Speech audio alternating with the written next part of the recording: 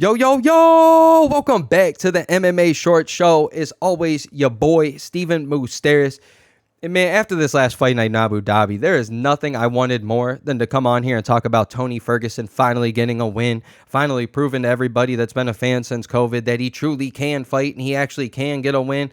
But of course, Michael Chiesa, who only fights, I don't know, once every 4 years, decides, no, I'm going to go out there and just take this man out pretty quick and just ruin everybody's night. And then, of course, we're all left with a tear in our eye because regardless of that, because he actually retired or the thought of him still possibly fighting and losing again, regardless, we're all crying. And it's just not the way you want to see the legend go out, man. Just let it go. Just let it go. Quit hurting us. But regardless of that, the one thing I truly wanted to talk about and how impressed I am in this fight night, man. Oh, this man, Deiveson Figueiredo. I mean, my goodness. To go out there and do what he did to Chito Vera, knocked him down in the third round, like one of the first times we've ever seen this ever from Chito in his career, regardless if you think it was a true knockdown or not. This man went out there and looked phenomenal against a guy that just fought for the title with Suga Sean.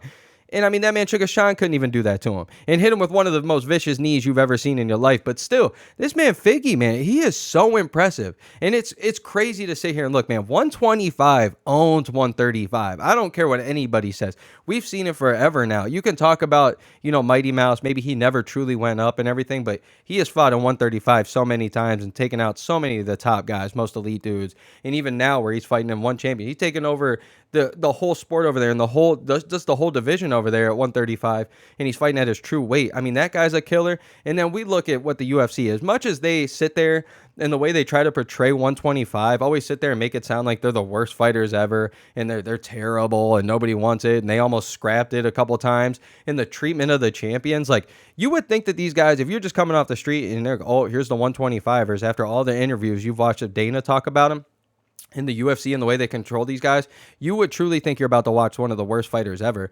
And then you come out here and you see how these guys fight, and it's truly, they might be pound for pound the greatest fighters out there. I've said that forever. They're just so small and so fast. These guys pick up so many things. You have to be so good at 125 and 135 and 145.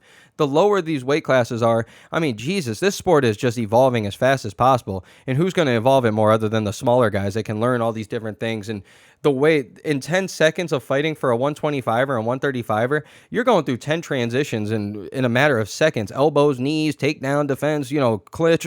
You do anything you want to do. But compared to the heavier weights, in 10 seconds, you might get one punch thrown. You know what I'm saying? Compared to what we see at the lower classes. So to see these guys at 125 absolutely own 135ers, we've seen it with Henry Cejudo, the way he did with TJ, and then the way he just absolutely takes over 135. And you could argue, I mean, the guy retired way too early, but he still went out there and took out all these guys at 135. You're looking at Figgy do it now with Rob Font and Cody Garbrandt and Chito Vera. And I mean, it's crazy to sit there and look at it, man. We can go all the way around it. Even when guys at 135 try to go down, even guys like Kai Kara France and stuff absolutely own this 135er. So it's truly amazing to see, but now it's got you wondering just how far can this man Figgy really take this thing? Because, I mean, for me, I think one of the biggest fights that you could possibly make out there is Petr Yan and Figgy. That would be one of the funnest fights I've ever seen in my life, but you can look at it any way you cut it. I mean, what is Song Yadong he could possibly fight? Cory Sandhagen he could possibly fight. Like I said, the Petr Yan fight's always there. Merab would be a fun fight. Suga Sean would be a fun fight. Like, how far can this man truly take it? And I just feel like if he wins this, he would just absolutely poop on the whole, the whole image of the UFC. It's always the 135ers are the kings and everything. And this guy is a true 125er. He's going to come out there and do what he did, man. I mean, it's impressive to see. And to think at 125 how many fans, actually kind of turned on the guy because he was always missing weight and he was cutting down so crazy. Like, the guy looked like he was on death's door every time. And now that he can handle that next 10 pounds and I have to cut so much, I mean, this guy looks like he's truly in his prime right now, and it's his time. Like, you could tell me he beats any one of those guys I just mentioned, and I wouldn't be shocked whatsoever. But it was fun to go back and look at one of my videos right after he beat Rob Font and right when he announced the whole Cody Garbrandt fight. I mean, I was sitting there saying, like, he is a killer at 135. Don't sleep on him. He's a champion for a reason. The way that, I mean, Brandon Moreno might have went out there and taken him out a couple times, but, I mean, that man Brandon Moreno would go up at 135 and do some damage as well. So it's fun to see Figgy, not kill himself with this weight cut and actually go and fight his true weight class. And He's making guys like Rob Font, who makes other 135ers look small. He made him look small and weak. He was the one that was pretty powerful. Cody Garbrandt says, hey, I don't even have to deal with you. I'm not even giving you a chance to knock me out. I'm just going to take you down and submit you super quick that nobody else has been able to do.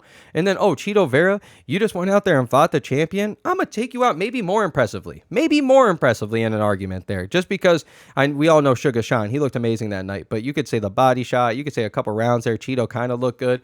But this man, Figgy, for a 125er to go up and truly beat a contender at 135, I'm blown away, man. I can't get enough of it, and I'm all here for the Figgy ride. I don't care how far it goes.